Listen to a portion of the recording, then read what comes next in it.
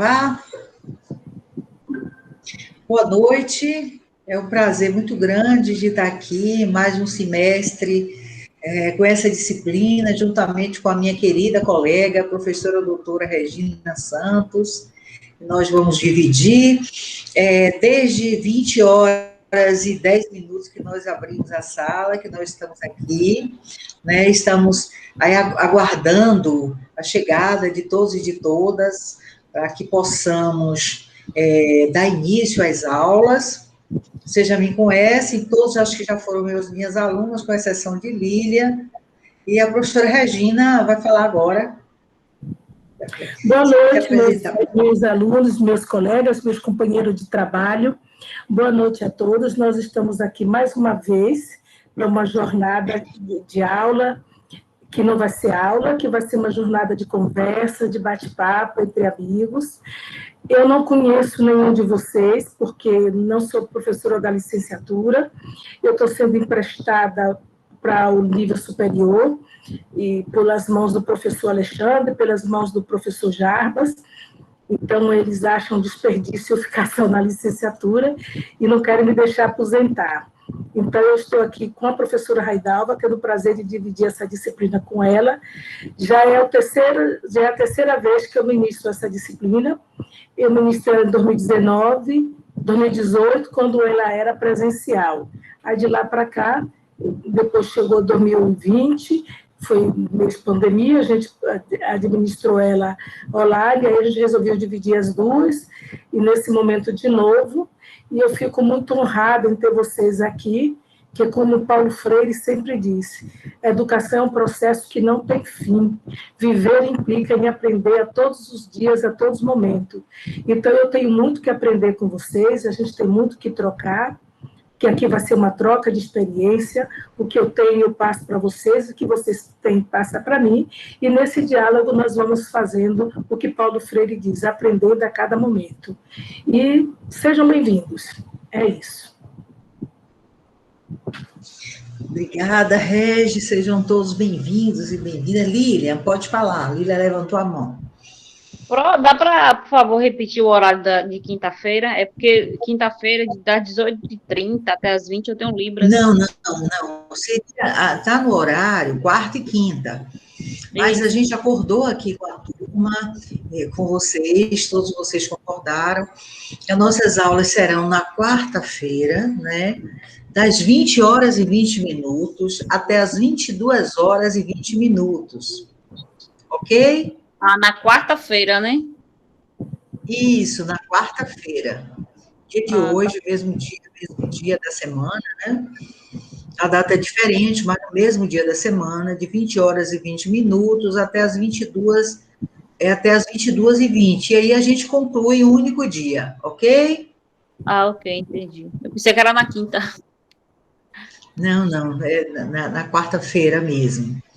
Então, nós vamos agora socializar aqui os slides. Eu vou exibir os slides. Quando eu estou exibindo os slides, eu não vejo vocês. Mas aí tem as coisas do chat, a professora Regina aí vai acompanhando.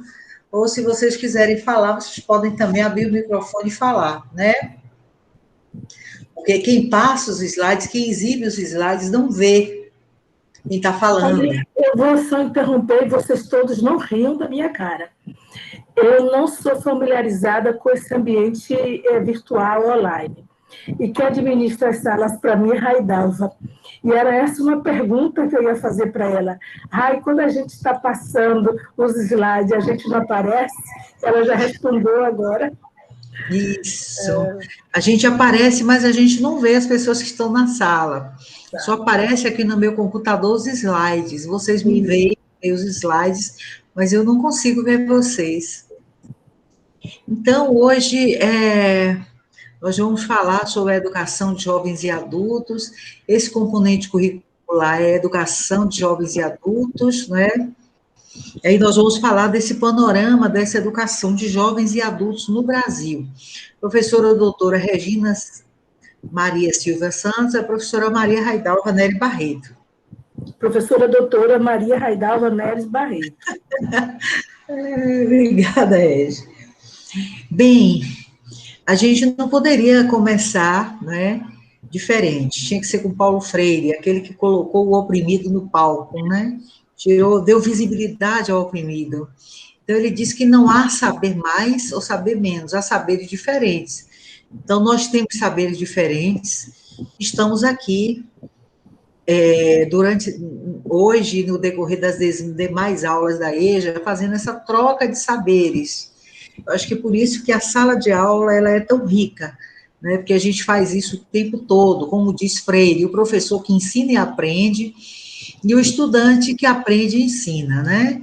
Então, é nessa troca, nessa perspectiva de Paulo Freire, que a gente inicia no semestre letivo de 2021, no primeiro semestre de 2021, mais uma vez, o ano passado tivemos junta, não foi essa disciplina, da professora Regina, eu estou com ela no ensino, porque no ensino remoto tem essa possibilidade de duas professoras, aí ela me convidou, e nós estamos juntas, né, aqui nesse momento online, nesse momento de pandemia, né, do ensino remoto emergencial, enquanto a gente não pode se encontrar presencialmente na escola.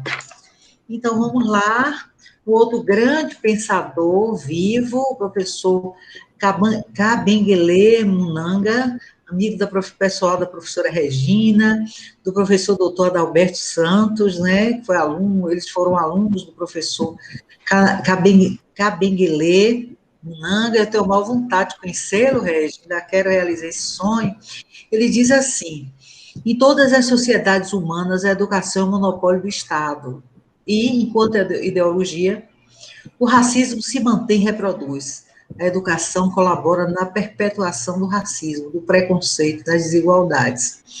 A gente observa, a partir da lei que implementou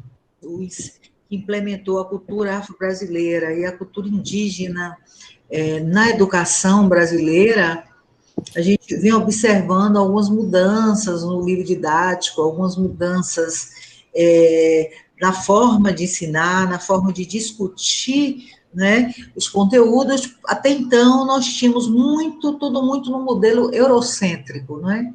No modelo eurocêntrico, os referenciais teóricos eram da Europa, né? Então, os livros eram no modelo eurocêntrico, e a gente começa a fazer essa discussão, começa a desconstruir essas questões. Então, a cultura afro-brasileira é muito rica, é riquíssima.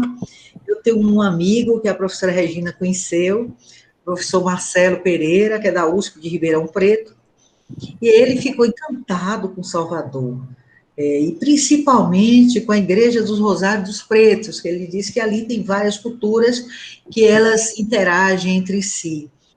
E uma das coisas que ele ficou encantado com a cultura afro-brasileira, ele disse, por exemplo, que na cultura africana já se falava da importância do corpo, não só a mente, mas a mente incorporada, como nos chama, a fenomenologia, a mente incorporada, como nos chama, nos diz um dos teóricos, né, do Sul, que Boaventura chama a epistemologia do Sul, em termos geográficos, que é África, América do Sul, né, e Ásia. Então, ele diz o seguinte, da mente incorporada, dessa mente incorporada ao corpo, né? O corpo aprende, o corpo e a mente, eles se unem, eles aprendem, enfim, eles são incorporados, não são distantes, uma coisa é a mente, outra coisa é o corpo. E aí Marcelo trouxe outras questões, que ele diz o seguinte, que na cultura africana, se sabia disso há muito tempo, né?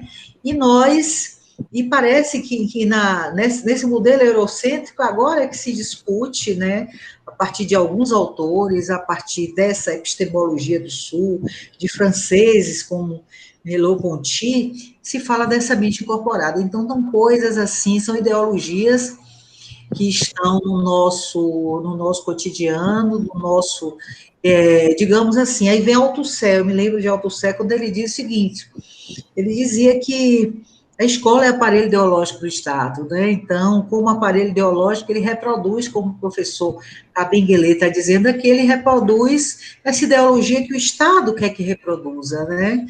Aí é importante que a gente faça essa contra-ideologia, que a gente pense de forma diferente e se posicione de forma diferente, né? Nos grupos, nos espaços onde nós estamos. Aí eu vou fazer uma abertura. Considerando toda essa fala de Raidalva, sem querer citar nenhum teórico, se a gente chama para a nossa educação de jovens e adultos, né, a gente chama essa é uma população negra, essa é uma população periférica, né, é a população que mais sofre o preconceito, que mais foi deixada do lado de fora da sociedade, uma população que o Estado mais massacrou ao longo de toda a sua história de processo de escravidão. É verdade, é uma das marcas que nós temos terríveis, que eu acho, na minha percepção, né, é o seguinte, a escravização, o extermínio dos povos indígenas, como nos diz Milton Santos, a escravidão foi terrível, uma lembrança terrível. Uma outra coisa, o golpe de 64, né, do governo militar, onde várias pessoas que eram contrárias ao regime foram mortas, torturadas, desaparecidas.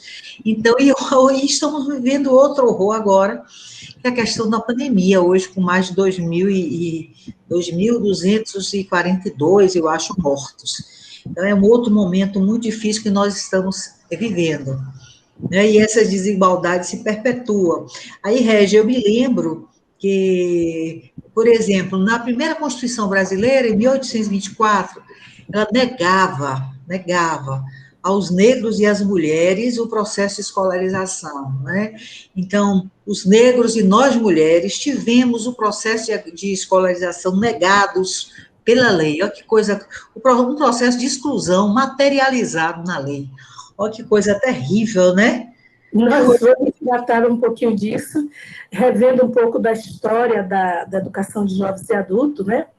Então, nós vamos ver que os negros, as mulheres, os indígenas, foram, até o meado do século XIX, foram negados a eles uma educação, né? Eles não tinham direito, não tinham acesso à educação. Eles só vão ser vistos como pessoas, como seres humanos, no final do século XIX. Mas nós trataremos disso adiante na revisão da história da educação. Perfeito. A gente se empolga, é tanta coisa que a gente quer falar, né? É muito assunto e para tão pouco tempo. Isso, é muito assunto. A gente estava comentando isso, né, Régia, eu e você hoje. Muita coisa que a gente tem para colocar. Apresentação do programa, tentar agilizar um pouquinho para ver se a gente dá conta, né? Então, apresentação do programa, nós teremos o vídeo, alfabetização de adultos, ainda é o desafio, teremos o vídeo Paulo Freire contemporâneo, teremos o vídeo hoje Vida Maria, que a gente colocou assim, hoje, para discutir com vocês, um pouco do que a gente discutiu aí, no slide anterior. É o documentário Globalização, o mundo visto do lado de cá, com Milton Santos, né? É uma discussão imperdível. Um filme também, Narradores de Javé, de Li Café, que é a diretora do filme, né? Então, nós teremos esses vídeos, esse filme, esses documentários de vídeos, aqui as referências que estão no nosso plano de curso, estarão e já estão lá no Google, no Moodle, né? No ambiente virtual de aprendizagem, no Moodle.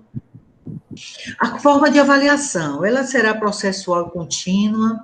A gente considera que a cooperação de vocês, porque no final vocês vão falar também, a presença, né, a pontualidade, a assiduidade nas aulas, enfim, essa questão que a gente avalia também todo o processo. Então, a nossa avaliação é formativa, né? Mas existe em algum momento que ela precisa ser somativa.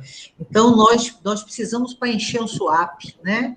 Então, existem aqui 3 momentos de aprendizagem somativa, 3 instrumentos, a primeira e a segunda avaliação, que vocês vão responder as questões que estarão disponíveis no Moodle, e a terceira avaliação, vocês vão assistir um filme sobre sequência didática, ou um vídeo, né, e uma palestra em vídeo, e outra palestra comigo e com o professor Acélio, sobre a matemática na educação de jovens e adultos, né, a etnomatemática.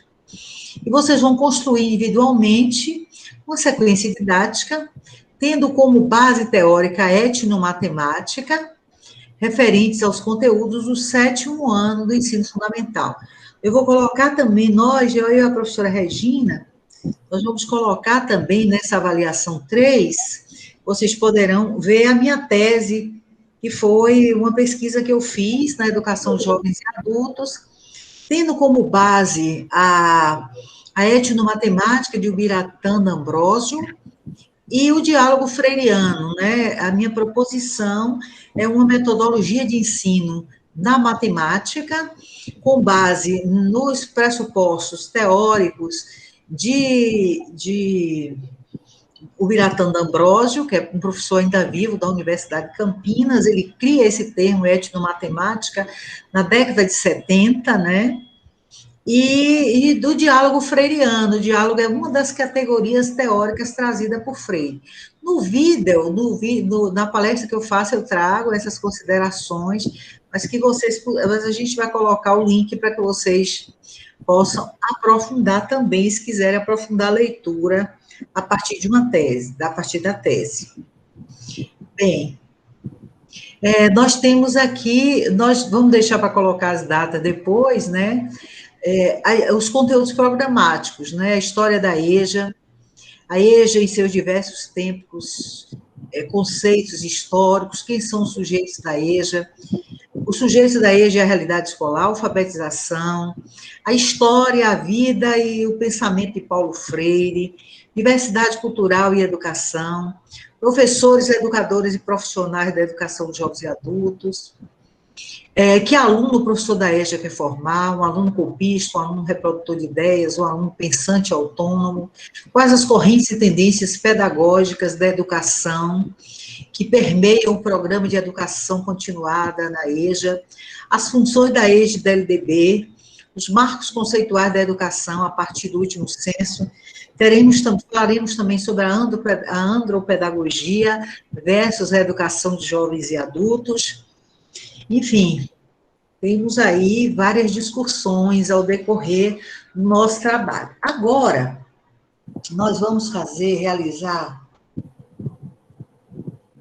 eu vou tirar aqui os slides, e depois a gente retorna os slides, nós vamos assistir um curta de 9 minutos, mais ou menos, que é o filme Vida Maria.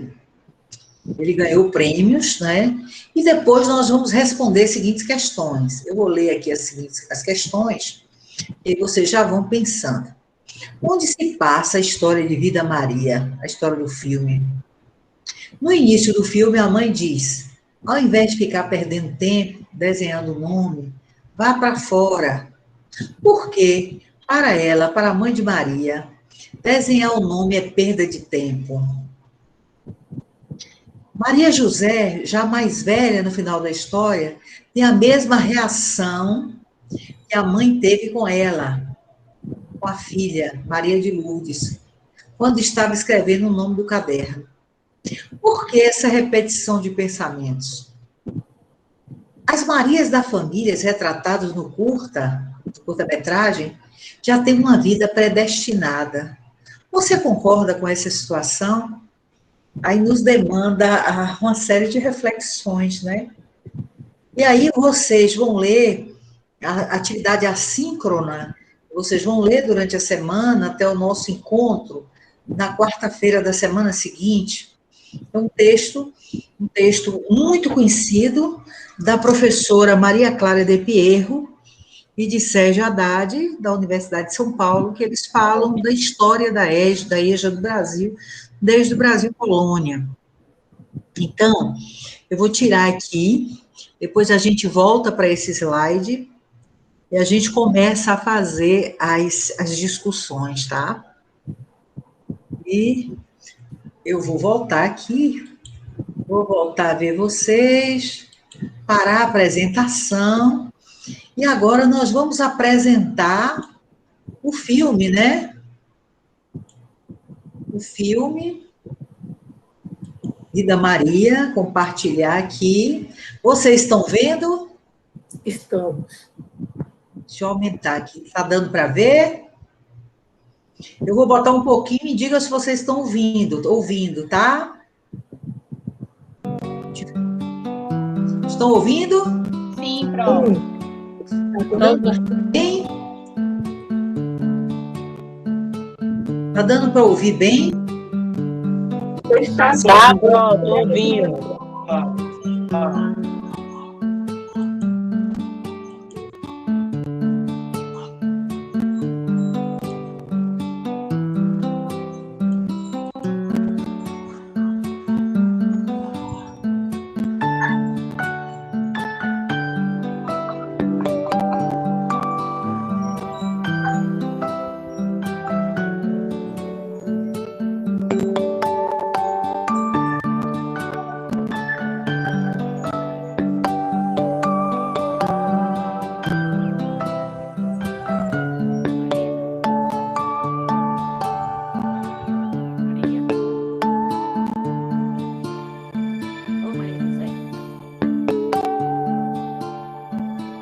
Maria José.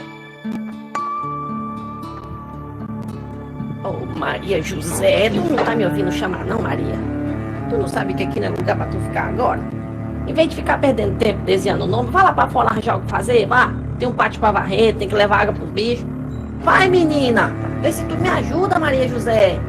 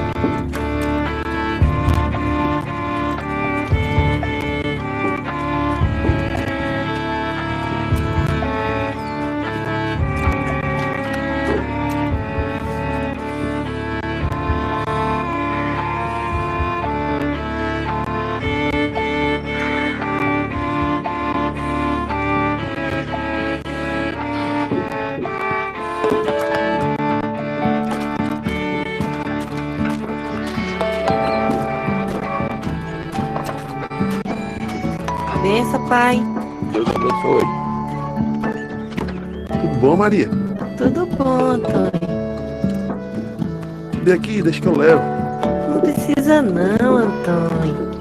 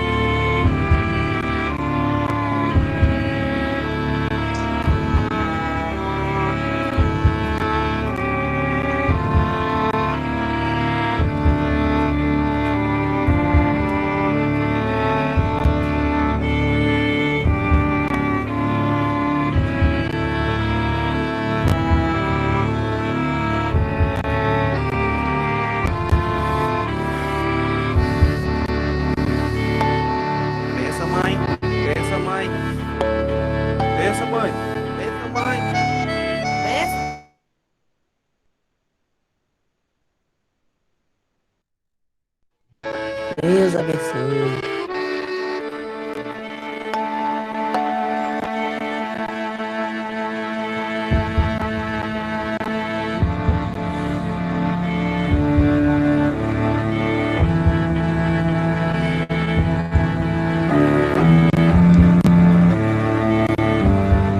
Lude.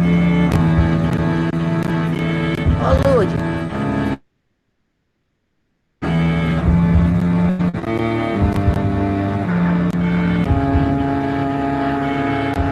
Ô, Lude. Ô, Lude, tu não tá me ouvindo chamar, não, Lude? Tu não sabe que aqui não é lugar pra tu ficar agora?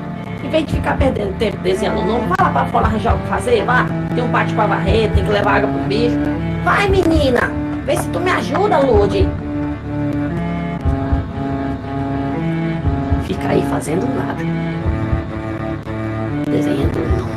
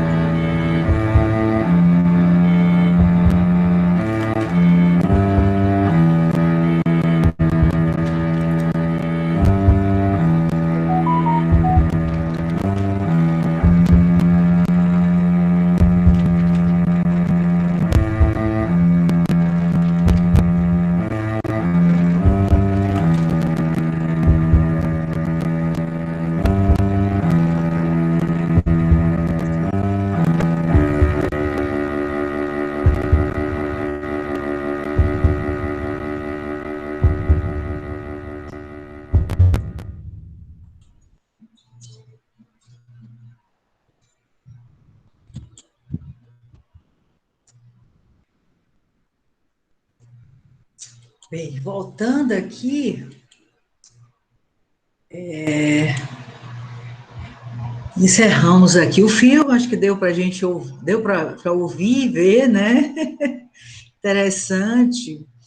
E aí vamos voltar para as questões, né? Vamos apresentar as questões, dar uma reflexão enorme, muito tempo, mas vamos ouvir vocês. Bem, é vocês que vão responder, cada um vai responder, eu não consigo vê-las. Onde se passa a história de Vida Maria?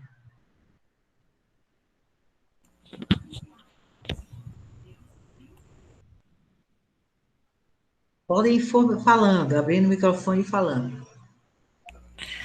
No interior do Nordeste, da região Nordeste. Isso. A gente veio do sertão, né? Região de Sertão. Bem no semiárido, né? Bem no semiárido, bem no sertão nordestino. E como o filme foi de um autor, quem fez o curta foi o pernambucano, então eu acho que ele se inspirou no sertão pernambucano. Podia ser o sertão da Bahia, né? Eu li em algum lugar, que eu não me lembro agora, que esse filme ganhou um prêmio no Ceará. Foi, exatamente. Ele ganhou, foi no Ceará. Acho que não foi Pernambuco, não. Eu acho que foi Ceará mesmo, exatamente. Certo. Então, no início do filme, a mãe diz, em vez de ficar perdendo tempo desenhando o nome, vá para fora.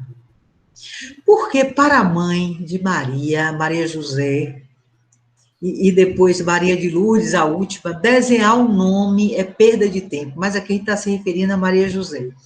Porque para a mãe dela é perda de tempo. Infelizmente, eles não acreditam na educação, né? Nesse caso aí, o que o filme demonstrou, no caso, são gerações de Maria. e nenhuma delas tiveram a oportunidade de estudo, de conhecimento. Perfeito. Quem mais?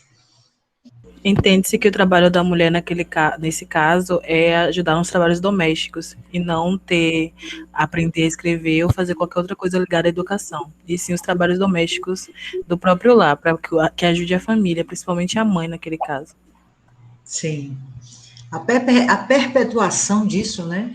Que a minha avó, ela conta, ela viveu 104 anos, ela morreu em 2013, ela conta que na época dela, as mulheres ficavam nos serviços domésticos e os homens tinham o direito a ir para a escola, mas as mulheres não iam para a escola na época da minha avó para não escrever carta para os namorados.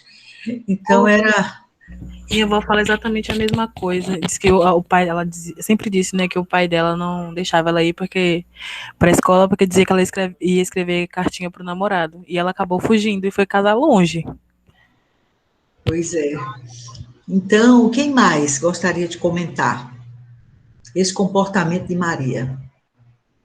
Ou até mesmo porque, devido à localidade, aquela situação de vida que elas tinham, talvez elas pensassem que não ia passar daquilo. Não tinha expectativas, né? De uma outra vida, de um outro... Só era aquele mundo daí, pronto. Isso. Quem mais? Gostariam de ouvir todos e todas. É como Lilian falou sobre o ambiente em que ela está inserida. Como eu posso dizer, a bolha da realidade em que ela está não proporciona o incentivo ao estudo ou qualquer meio desse, e ela simplesmente reproduz o comportamento das gerações passadas, em que não vê importância em ela desenhar o nome e que vê que, entre aspas, aquilo não vai trazer nada a ela, não vai trazer nada que ajude em casa, como ela mostra, e que aquilo não vai em diante. Perfeito. Diga, pode concluir, Yuri.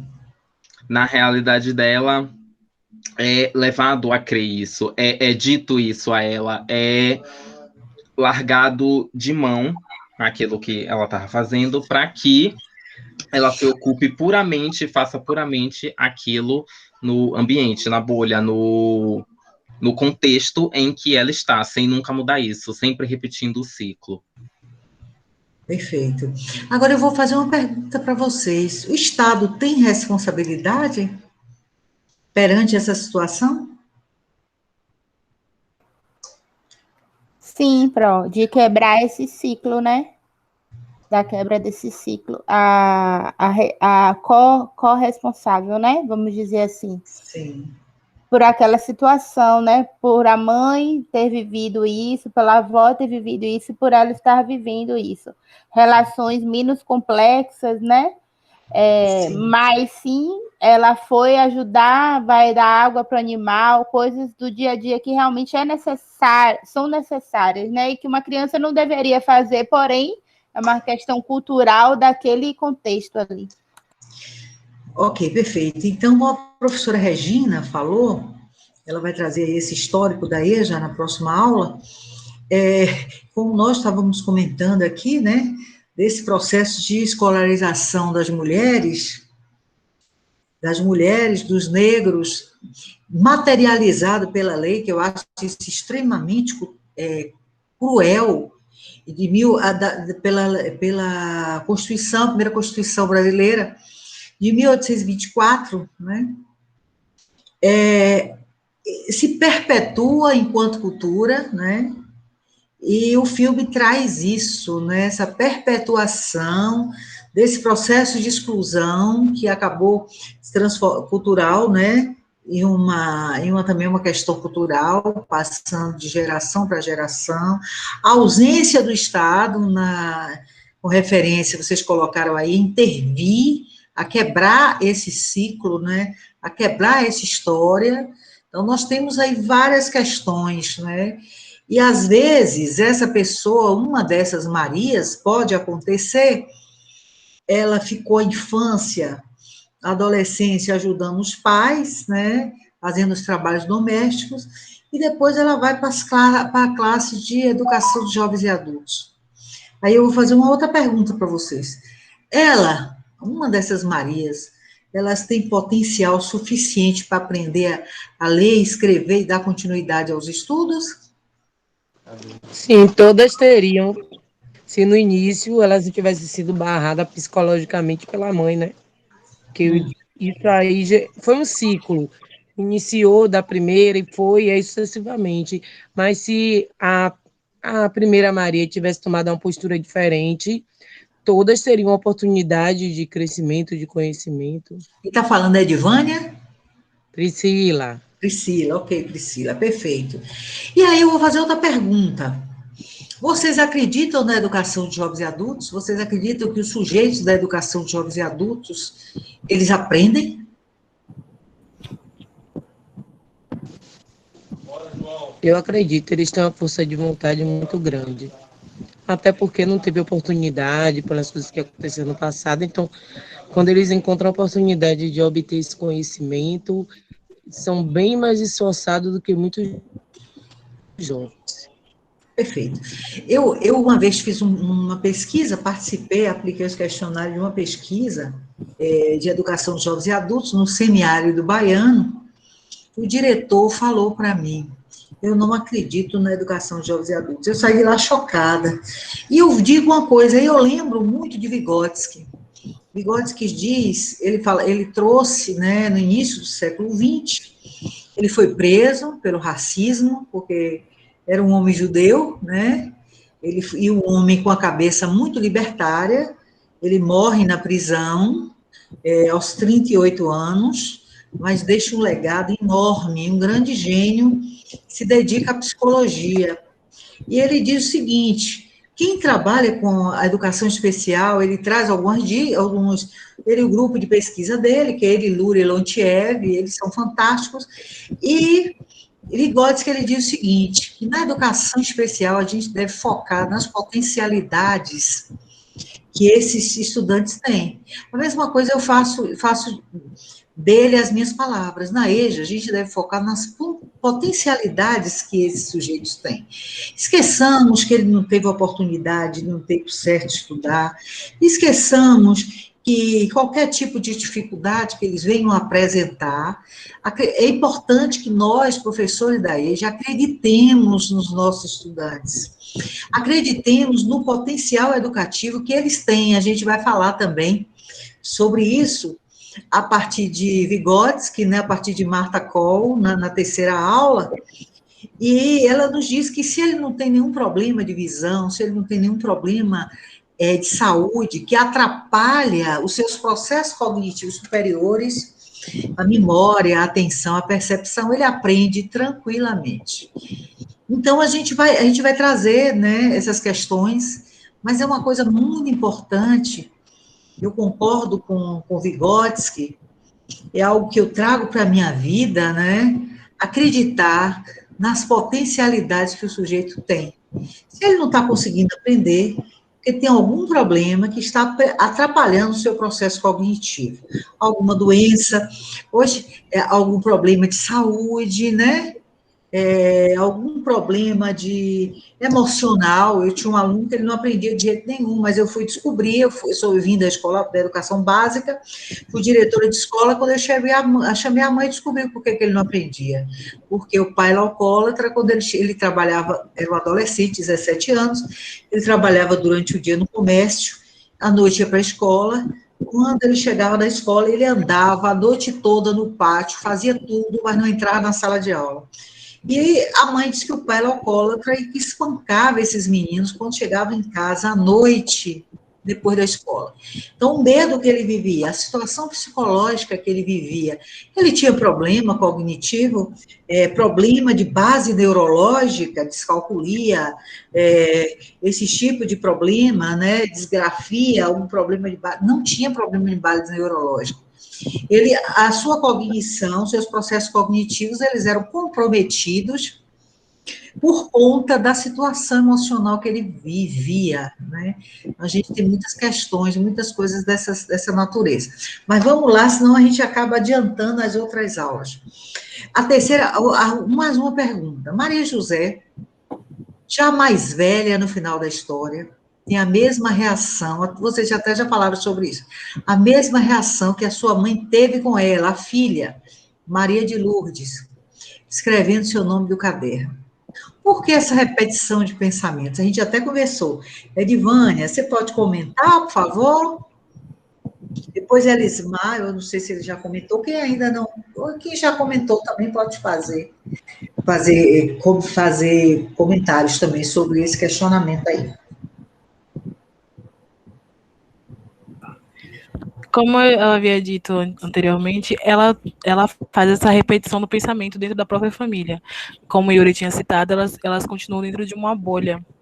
E aí, como elas têm a percepção de que o trabalho da mulher, naquele caso, naquele meio, é o trabalho doméstico, porque os meninos saem, vão passear, não sei o que eles vão fazer, mas que é o trabalho da mulher, fazer o trabalho doméstico, e cuidar da casa, e ter um marido, e ter mais filhos, eles continuam nesse mesmo ciclo. E aí, no final, quando passa o nome das Marias, você vê que é um ciclo vicioso e bem antigo. Isso, perfeito, Edivânia, exatamente. É isso mesmo que eu coloquei, que vocês já até comentaram. Quem mais? Elismar, o que você acha? Alain, Elismar.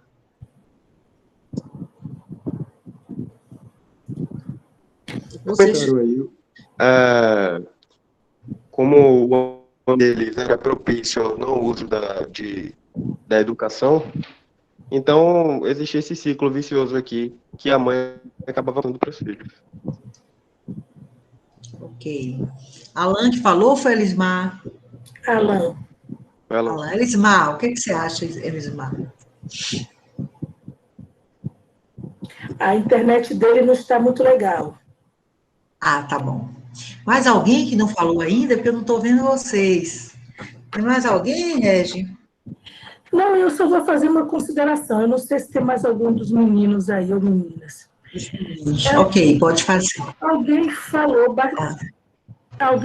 aí que o Estado foi omíssil. A gente esquece que a educação é um instrumento político, né? Político por natureza. E o papel do Estado é exercer essa política que ele faz, porque assim estamos no agreste. Em primeiro lugar, é um lugar esquecido, deixado, abandonado, que não só culturalmente, como alguém falou, é deixado lá. O Estado não reproduz, não cumpre com o seu papel, que é a educação, a cultura, né, os princípios básicos dele. Outra coisa, a gente tem que quebra essa bolha, como os meninos falaram, é fácil, quando o cognitivo, quando os aspectos afetivos, eles vão passando de geração em geração, nós temos visto muitos quadros, muitas pessoas que quebraram. Eu vou dar um exemplo, vocês vão ver no vídeo, Marina Silva, né, que chegou a ser candidata a presidente. Então, ela também vem de um processo estagnado como esse, e ela consegue se alfabetizar, já era adulta. Na fala do vídeo, ela diz que vai na escola, e quando a professora diga seu nome, não, faz a lista de chamada, era simplesmente para responder presente. Ela está tão ausente dessa história, dessas coisas, porque ela não tem nenhuma informação cultural, educacional, que ela deveria só levantar a mão ou dizer presente, ela vai até a mesa da professora, diz, professora, só me chamou, a professora volta e vai sentar, e a professora não tem nenhum perfil educativo, nenhum perfil de professor, né, para entender por que ela foi até a mesa. Então, a gente sabe que, nesse filme, A Vida de Maria, todas as Marias que vivem aí, é preciso que alguém, né, quebre essa bolha, e alguma das Marias vai conseguir quebrar. Porque, como dizia Paulo Freire, a educação chega, demora, mas ela vai chegar quando o indivíduo está propício a aprender. É um processo que está dentro de você. E vinha dentro das Marias, que vinha passando. Uma das Marias vai resgatar aquela necessidade, aquela vontade, e vai conseguir quebrar todo esse processo. Mas a gente tem que deixar claro, tudo isso aconteceu com o filme A Vida de Maria, porque não houve intervenção política, porque o Estado não fez o seu papel. Porque a cultura de Maria é uma cultura que se reproduz. O homem, o trabalho da lavoura, e os filhos acompanham, e a mulher parideira em casa, cuidando dos afazeres domésticos. E cada ano parindo mais. Esse é o resultado dessas gerações, dessas comunidades, que ainda não está tão distante, ela ainda está aqui. Se a gente fizer um olhar para a história, a gente vai ver que ainda existem muitas comunidades assim. Né? Principalmente, e não é uma comunidade negra, não é uma comunidade branca, não é uma comunidade que tem uma cor, é uma comunidade que tem um pensamento, é uma comunidade esquecida culturalmente, que o Estado esqueceu. A educação EJA vem para suprir, para cobrir as falhas que o Estado fez com esse povo, com a educação. Então, agora, minimizando o papel dele, ele cria essa educação para refazer o que ele não fez há séculos atrás. Porque o que Maria reproduz é o que não foi feito há séculos atrás. Não foi dada educação, dignidade, cultura a esse povo. Aí, o século XX, a era industrial chega, tem que minimizar. Tem que preparar esse pessoal para a mão de obra, para as fábricas, para a indústria, para o mercado. Tem que suprir o papel que ele não foi feito num país como um genérico como o nosso. Então, cria-se a EJA, a Educação de Jovens e Adultos, cria, como eu diria, as ações minimizadoras, né? E diz que está dando conta. Que são várias ações que foram mudando o nome, de educação formal, de educação, como é que diz? Não formal para educação formal, de supletivo, das grandes fábricas de educação que eles foram produzindo, no fim fica um nome bonito. Nós temos educação de jovens e adultos, nós temos uma fábrica de jovens e adultos, aí as mesmas colégios do mundo. Política administratória do Estado. Perfeito, Regi. E a educação, e os sujeitos da educação de jovens e adultos, é importante, você trouxe muito bem, são sujeitos de direito. Também, eles têm o direito ao processo de escolarização. Foram negados. Na história, eles foram negados o papel dele de cidadão, foi negado o papel dele de ser humano, foram negado o papel dele de gente, participador, fazedor, sujeito da história. E tem uma coisa que Regi trouxe aí na fala dela. Eu sou uma pessoa que eu vim do campo, né? Eu vim do campo, né? Eu sou Maria também. O meu destino estava traçado como dessas Marias aí. Minha mãe interrompeu, porque ela tinha muita vontade que nós estudássemos. Porém, eu fui criada dentro de uma cultura que eu deveria ser me casei, ter muitos filhos, eu tive só 2, né? Ainda bem. E aí eu fiz concurso, comecei a trabalhar, mas era para ficar, digamos assim, restrita àquele mundo, restrita à função de mãe, de dona de casa, porque eu fui criada dessa forma. Não adiantou nada, eu acabei rompendo, e eu sou uma péssima dona de casa, aí eu falo para vocês, porque é como Cecília Meirelles nos diz, ou isto ou aquilo, né? Então, eu quebrei a história da minha mãe, a história da minha avó, que eu já contei, eu e minhas irmãs, nós quebramos, somos 3 Marias, quebramos essa história, né? E, na verdade, porque minha mãe tinha esse desejo que nós estudássemos, né? Mas também me preparou para ser dona de casa, me ensinou a fazer doce, a cozinhar. Eu já esqueci tudo. Eu acho que por conta dessa minha história, eu estou contando um pouco da minha história, quando a pessoa diz para mim, eu vou te ensinar uma receita, eu digo, não quero saber não quero aprender não. Eu não tenho tempo mais, né? Eu não tenho tempo. Eu tenho a maior dificuldade do mundo para, por exemplo, botar uma roupa na máquina. Agora, em tempo de pandemia, que eu não tenho faxineira, limpar a casa. Para mim é uma dificuldade que eu não tenho mais tempo envolvido em outras atividades, né?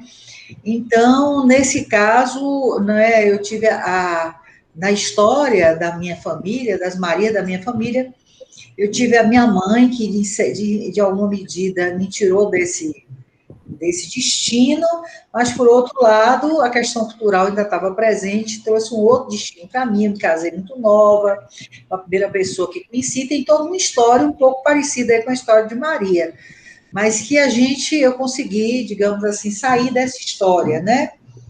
E diferente das mulheres da minha família, de muitas das mulheres anteriores à minha geração.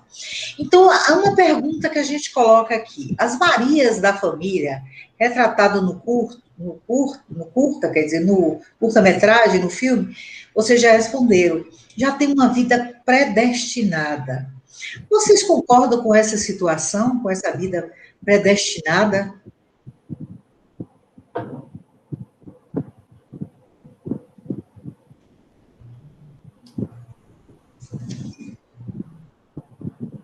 Eu não concordo, né, da pessoa ter uma vida predestinada, porque quem faz a nossa vida é nós mesmos, né?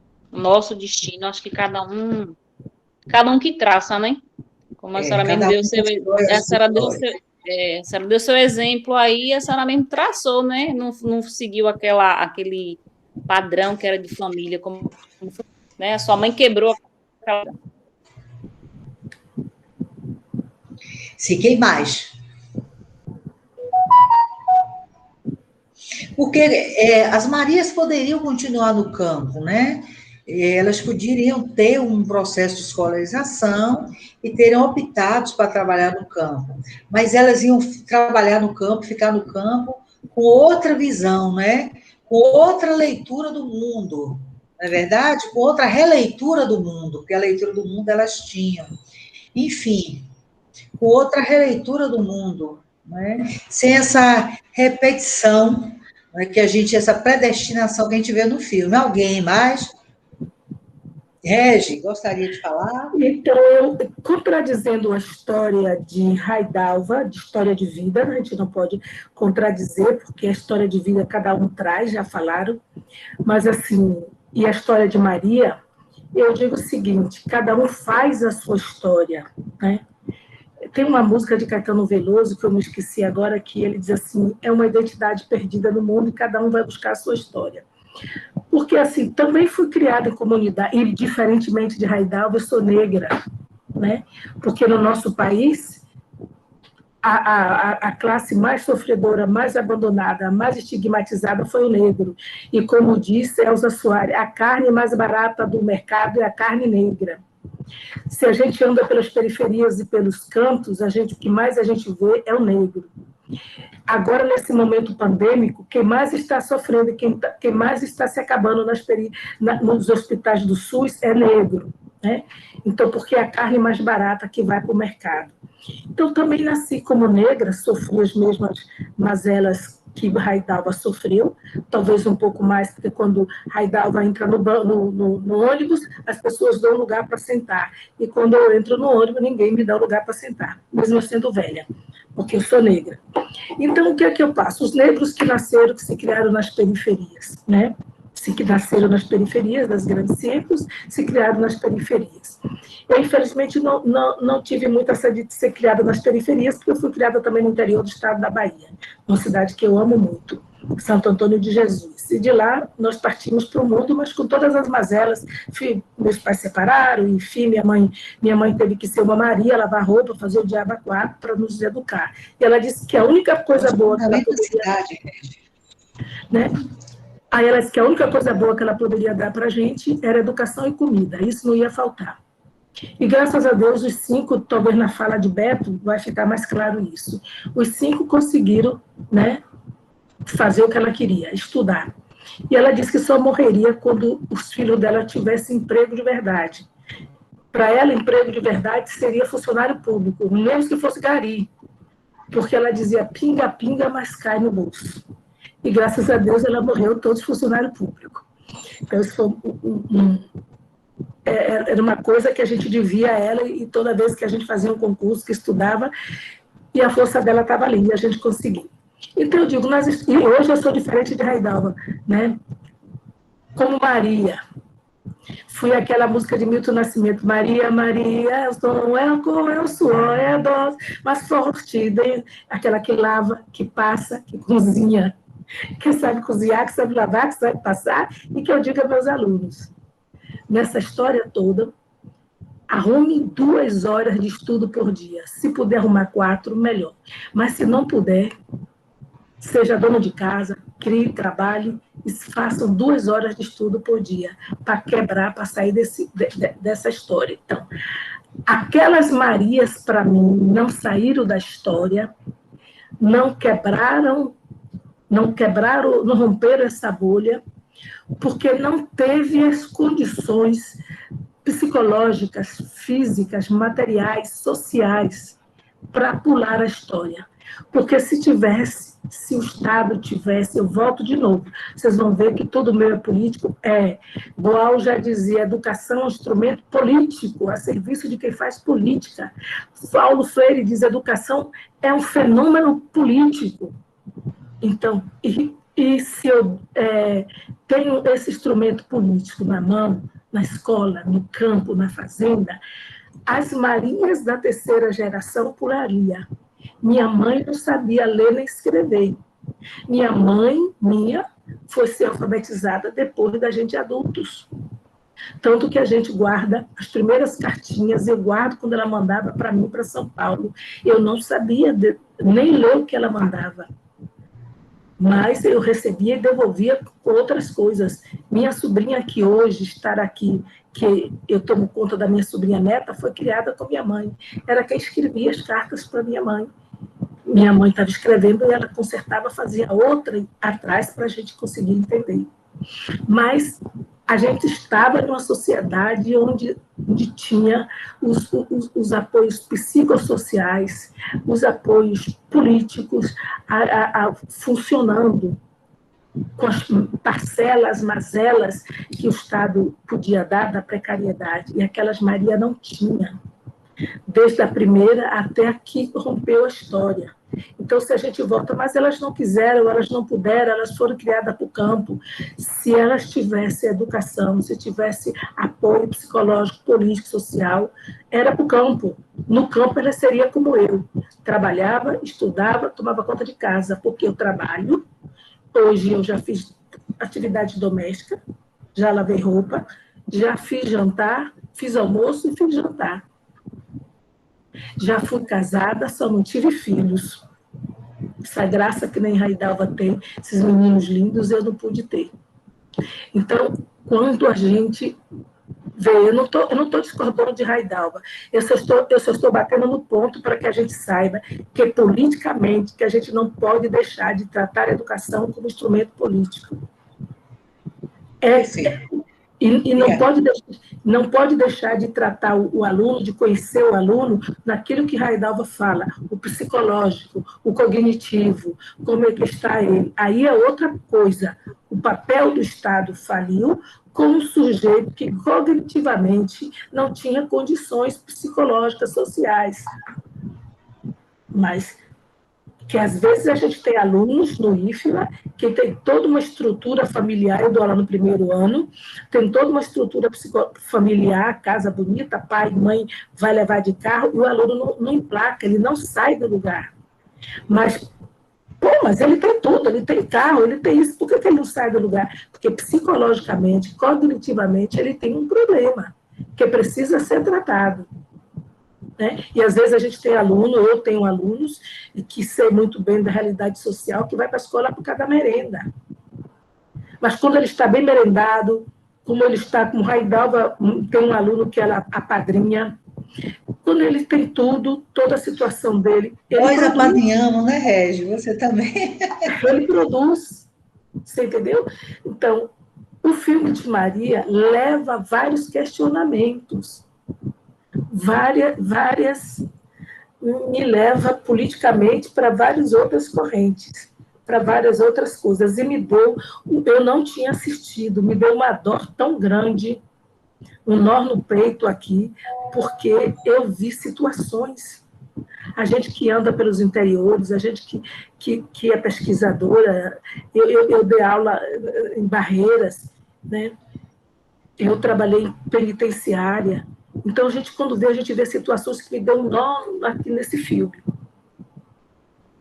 Eu, graças a Deus, como diz meu irmão, comemos uma fatia do bolo, pulamos a linha da história, que fomos até para fora do país. Mas hoje a aula é de Raidalva, eu só entro para abusar ela, fazer, apimentar uns questionamentos, como diria nosso amigo Geis Pinheira, ele tinha um termo que ele dizia assim, provocação. Eu só entro para fazer provocação.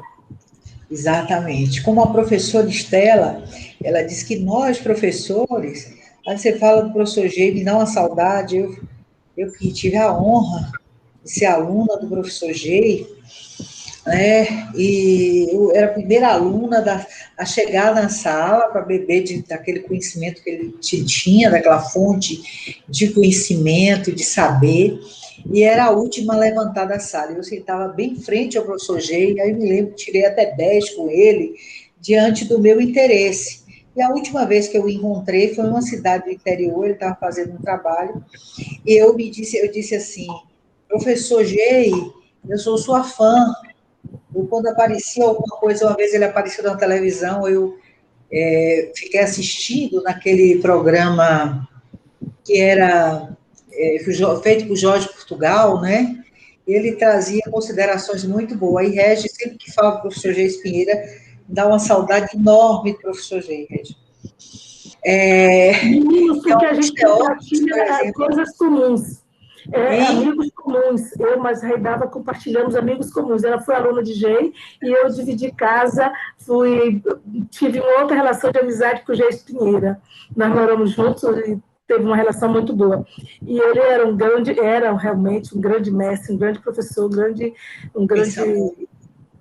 coisa assim. Então, aí todos os meus grandes amigos, as pessoas com quem eu aprendi, por isso Raidalva, eu estou aprendendo com ela, todos os grandes mestres que eu tive a oportunidade de conviver, de ter aprendido, Raidalva acaba que foi aluna, não conhece também, e é que eu sou mais velha do que Raidalva.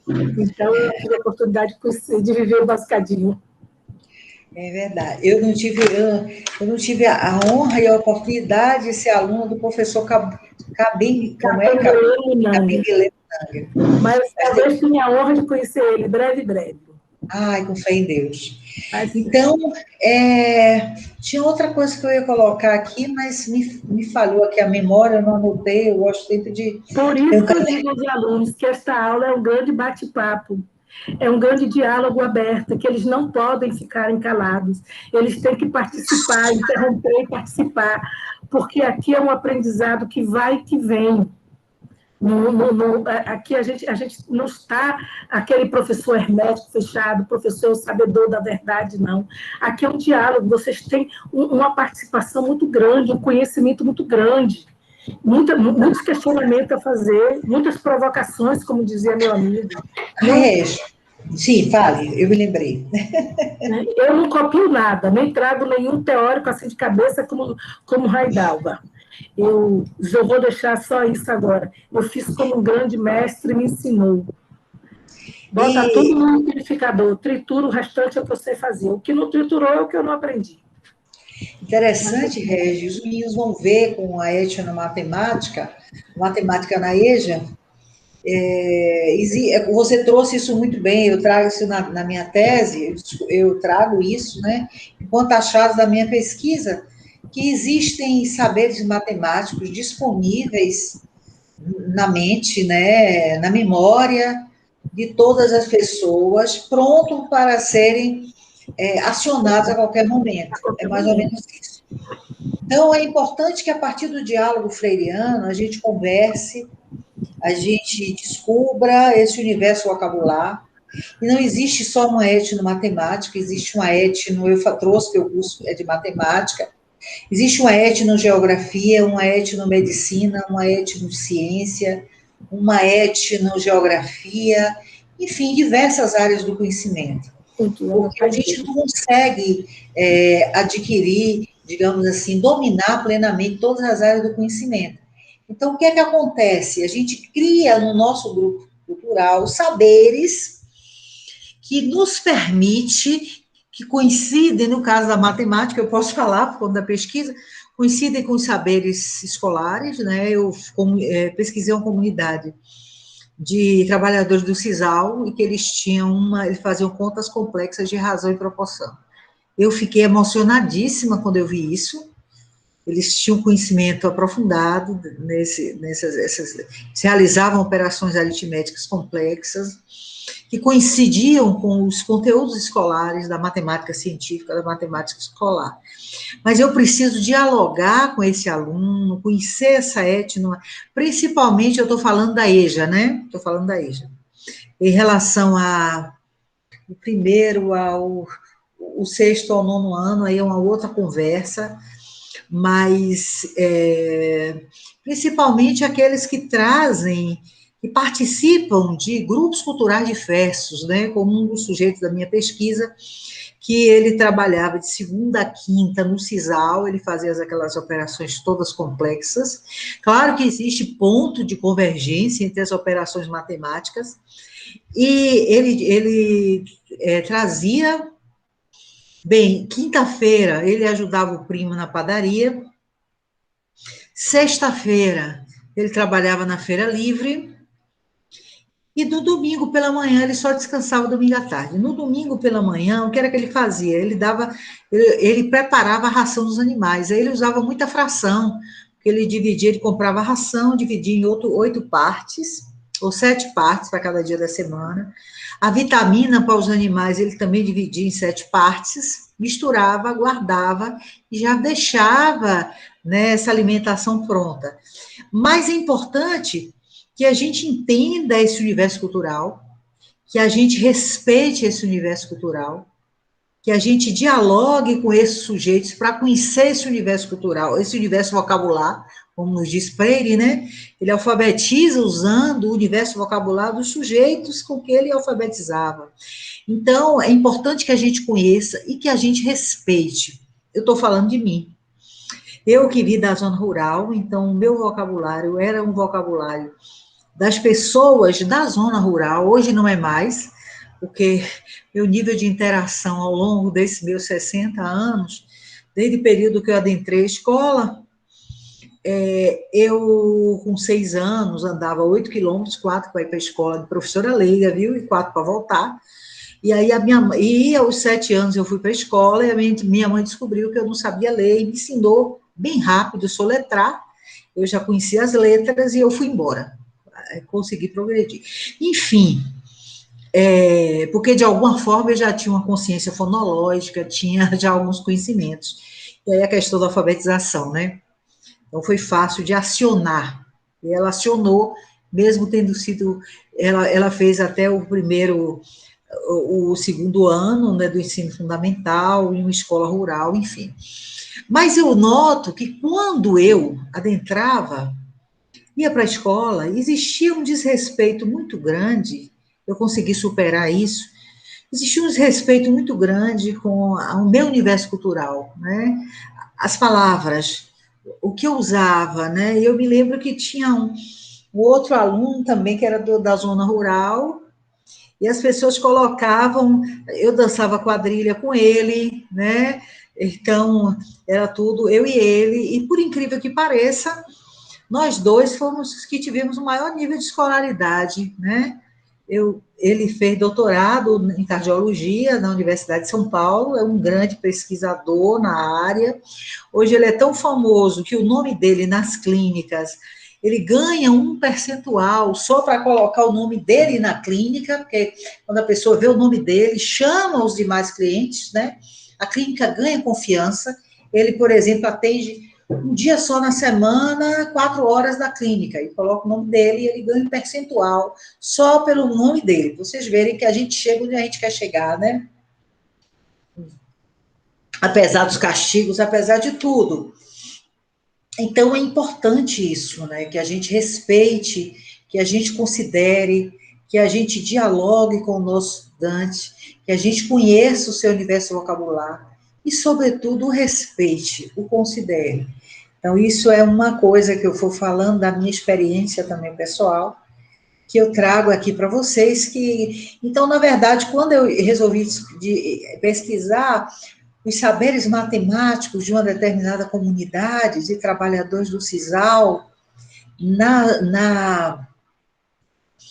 no semiárido baiano, né, na zona rural do seminário baiano, esses saberes, esse diálogo, as palavras, o universo vocabular que eles tinham do seu próprio grupo cultural, eu estava também pesquisando e descrevendo e ressignificando um pouco da minha vida, né? Um pouco da minha história. Então, é isso. Deixa eu fechar aqui. A gente vai se empolgando, né? E a gente fica aqui com vocês até meia-noite, né, Regi? Bem, Regi, é uma coisa que eu tenho aprendido com o Regi, que estou achando muito significativo, essa vez e voz que ela dá a todos os estudantes, né, Regi? Eu aprendido muita coisa com você, Regi. Então, Regi, eu vou pegar um pouco aí da sua metodologia. Eu aprendido muito mesmo com relação ao teatro. Eu estava dizendo para a Regi que eu, quando era menina, claro, da zona rural, enfim, meu sonho era ser atriz de teatro, mas meu pai não deixou. E eu me encontrei no magistério. Eu fiz o magistério, me encontrei até hoje, nunca saí. Depois eu queria ser psicóloga. Depois eu continuei. Eu, na época, vim do interior, não é? Não consegui passar no vestibular de psicologia, só tinha na UFBA. Eu aí fiz pedagogia e passei, que tinha na UFBA, na UNEB e na Católica. Então, eu fiz pedagogia, me encontrei muito no curso, me encontrei muito com a docência, e hoje eu faço da docência o meu palco. E Regi, que é de teatro, eu tenho aprendido muito com ela. Ela não sabe a alegria que ela tem me dado dessa convivência, né? Ela é professora de artes, professora de teatro, tem a dupla formação. Então, Regi, eu vou parafrasear você, só um pouco desse aprendizado com você, e pedir que cada um dos estudantes aqui presente digam uma palavra com referência a esse primeiro momento nosso de hoje. Pode começar por Lília? Lília, Alain, Priscila, estou olhando aqui a ordem. Denise, depois Yuri, sim. Deve ter sido um primeiro momento produtivo, né? Que a gente aprendeu em poucas horas, mas já deu para aprender um pouco aí. E o incentivo também que fica, né? De que a gente chega onde a gente quer. Onde a gente quer chegar. Gente, o Regi, só um instantinho, eu vou contar uma história. Não, pode. Sem problema, né? Enquanto os meninos estiverem aí, nós estamos aqui. É verdade. Não, depois eu conto a história. Alain. Experiência. Perfeito. Vocês passando para nós muito do que sabe é realmente gratificante. Priscila. Oi, Pro. Pode falar. Deixa eu pensar aqui.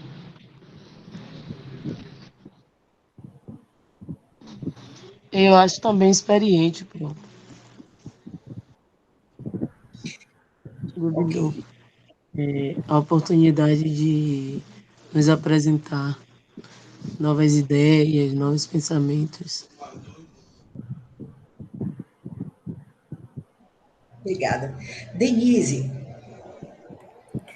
Frescor, né? Em momentos tão difíceis, a gente refletir sobre isso, sobre quem nós somos, né? Quem nós fazemos parte deste país e refletir sobre isso dá um frescor, assim, de sanidade, vamos dizer assim.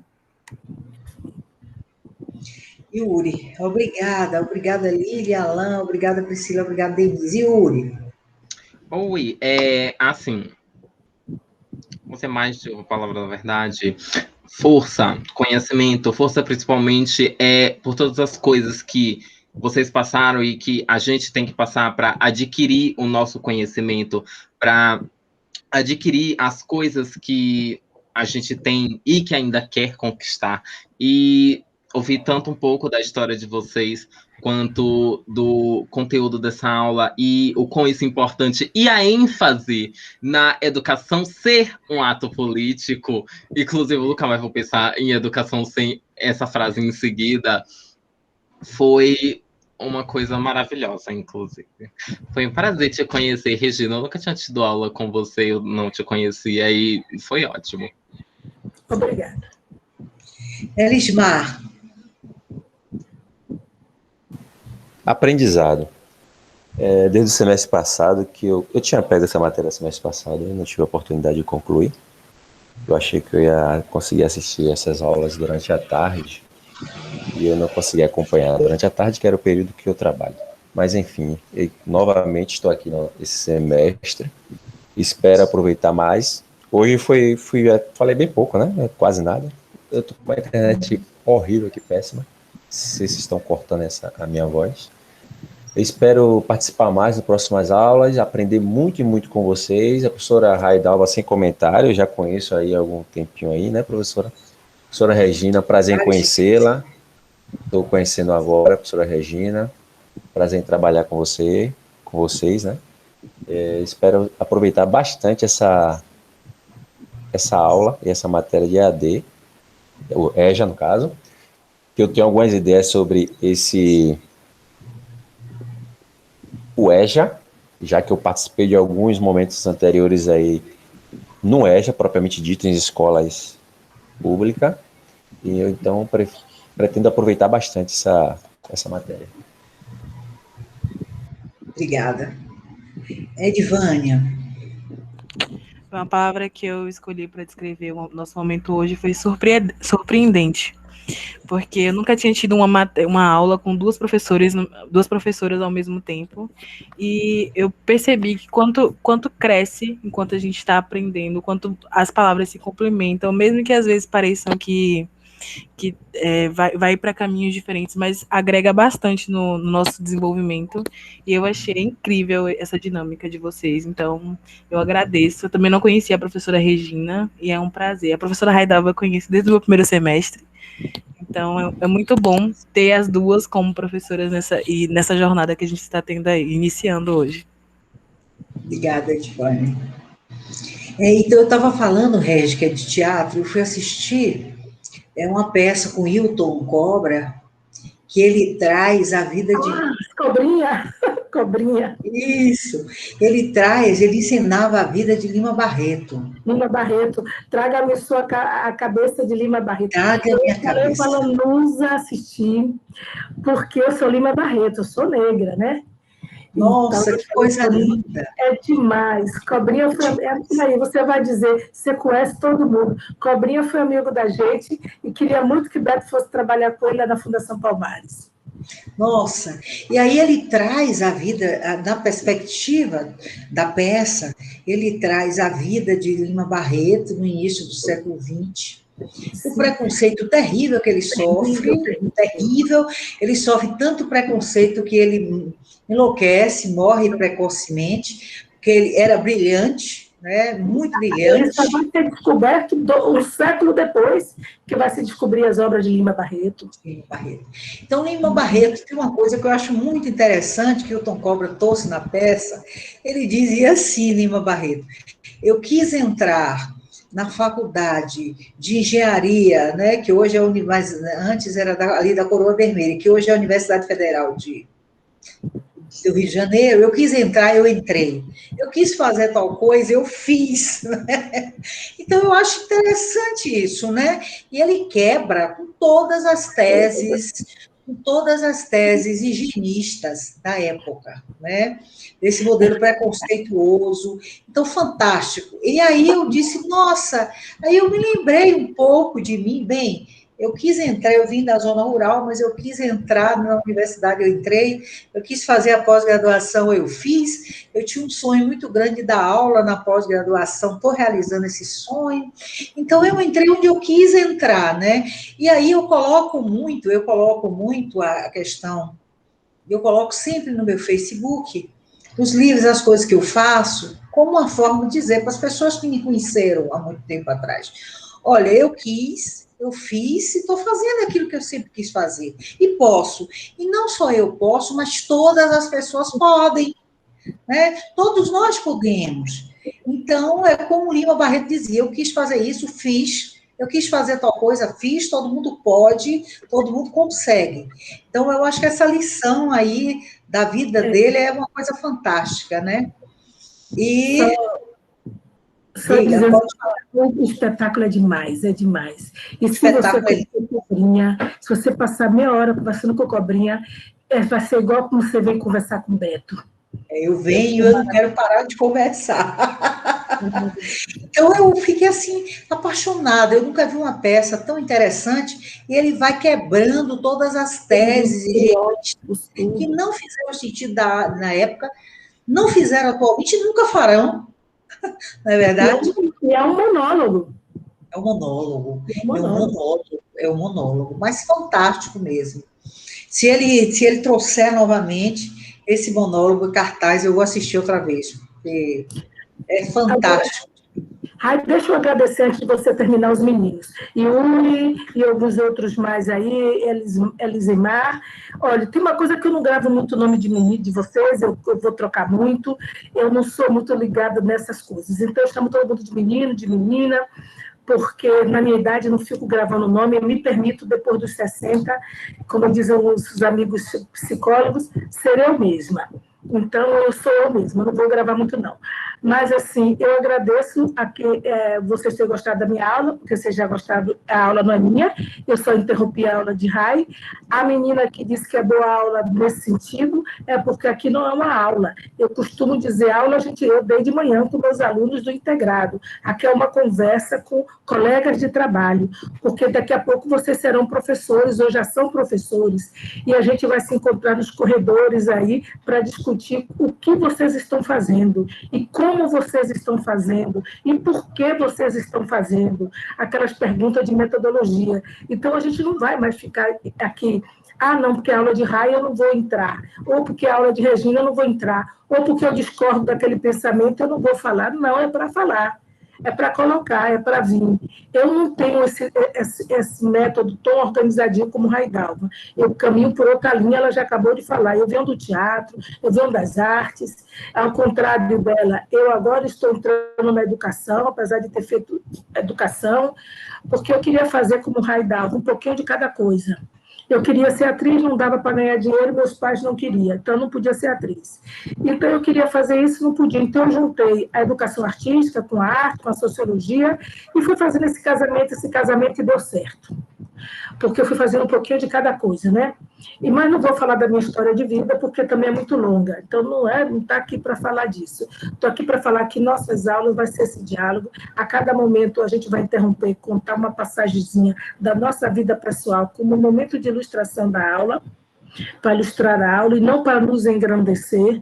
Não tem essa coisa de mostrar que você é melhor do que o aluno, não é para engrandecimento, é simplesmente para pontuar algumas coisas que estão ali, e porque já temos uma vivência maior do que a de vocês, nesse sentido, né?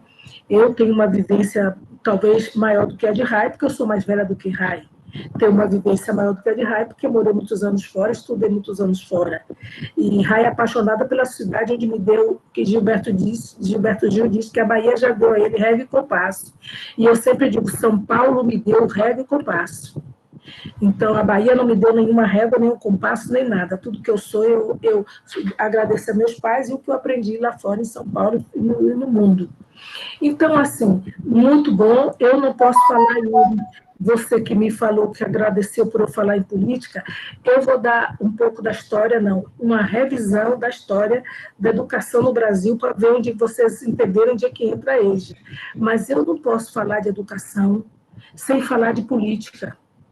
Entendeu? E hoje, por ser uma mulher de esquerda, me desculpem vocês aí, a esperança voltou a bater de novo com Lula elegível. Então, eu não posso, né, deixar de falar de educação, sem falar que é um instrumento político, sem falar dos meus amigos, dos meus irmãos que estão nas periferias, né, que estão nos bairros, que não têm acesso à educação, e que o EJA foi para uma coisa do Estado, para um cala-boca. Então, eu não posso deixar de falar nisso, porque está no meu sangue, está na minha veia. E como eu acho que o teatro é um instrumento político a serviço de quem faz a política, porque ele levanta uma bandeira, eu posso levantar da esquerda ou da direita, como dizia Augusto Boal. O teatro é um instrumento político a serviço de quem faz a política. Então, eu sigo essa corrente. A educação é, por natureza, política.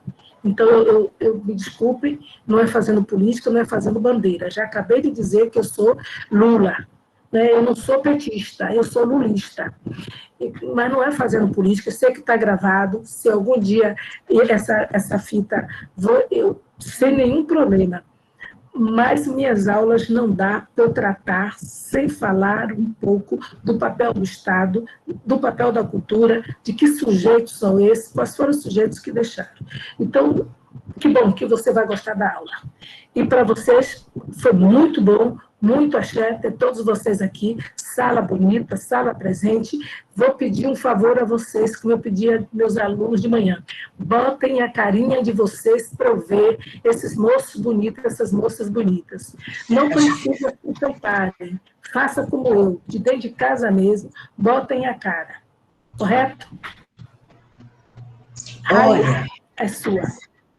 Eu estou aqui tirando uma foto aqui para botar lá no grupo, um print, né? É o seguinte, Regi, muito obrigada pela parceria de sempre, obrigada a vocês. Deixa eu tirar outro print que Denise apareceu aqui. Estou tirando um print para mandar para a gente, o professor Alexandre Lobo sempre pede, né? Olha, mande aí como é que diz? As fotos, não sei o que, o print, a gente coloca. Bem, agradecer muitíssimo a vocês, agradecer muitíssimo a professora Regina por essa parceria, frutífera parceria, né, que tem trazido ótimos... Vai dando certo. Nossa irmã com a gente aqui, você, Regi, é uma honra trabalhar com você. Eu acho que é como Edivânia trouxe, a pandemia tem muitas mazelas, principalmente as mortes, mas teve algumas coisas boas, Regi. Uma das coisas boas foi dividir essa disciplina com você, né, que é uma disciplina que é você que dá, e a gente passou a dividir, foi muitíssimo bom, viu? Muitíssimo obrigada. Não tem minha outra disciplina, você também vai fazer parceria. Obrigada. Nós estamos com o artigo pronto para sair, mas ela está demorando de fazer as correções. Eu vou falar um segredo. Eu acho que eu e Lopo, né, nós da matemática, a gente está querendo roubar a professora Regina, viu? A matemática. Gente, eu me aposento no ano que vem, viu? Ficar roubar só para nós, né? Ser presidente, essa coisa ruim, me fez trabalhar mais um ano. Lília, obrigada, foi muito bom reencontrá-los aqui, foi bom, Lília, eu tinha muita vontade de ser sua professora, Lília, a gente conseguiu agora, né, junto com a professora Regina, uma gratidão enorme, aqui a gente está fechando no horário já, né, das 2 aulas, desde as 18h13 que a gente está aqui, Denise entrou no início, não foi, Denise? Mas iniciamos a gravação quando vocês chegaram. Mas é isso, gente. Se deixar, a gente não sai daqui, não, porque dá saudade, viu? Muita saudade. Um beijo grande, tudo de bom. Vou interromper agora a gravação, né? Exatamente no horário, né? E é isso, a gente vai interromper a gravação, desejando a vocês um bom resto de semana, né? E final de semana, e bons estudos para todos nós, né? E muito aprendizado para todos e todas. E leiam o texto que está lá nas atividades assíncronas, tá? E está lá no grupo. Então, obrigada, Lília, obrigada, Alain, obrigada, Denise, obrigada, Edivânia, obrigada, Elismar, obrigada, Yuri, obrigada, Priscila, obrigada, Regi, mais uma vez, muita gratidão. Obrigada, minha amiga. A gente vai se falando pelo telefone. Ok, combinadíssimo. Um beijo, gente, tudo de bom. Interromper aqui para a gente... Boa noite, professora, boa noite a todos.